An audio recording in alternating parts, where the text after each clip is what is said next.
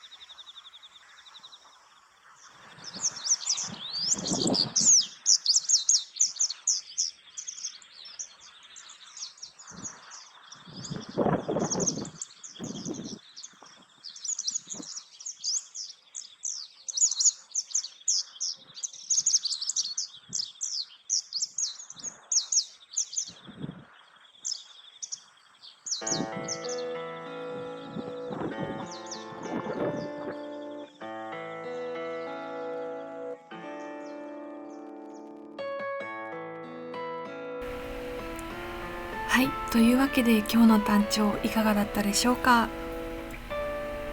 コスモス畑っていうよりはその近くのひまわり畑の跡地、荒れ地みたいなところが好きみたいで、そこでたくさん野鳥を見ることができました。今回はのびたき取り納めということで、たくさん撮ることができたんではないかなと思います。やっぱりのびたきはいつ見ても可愛いですね。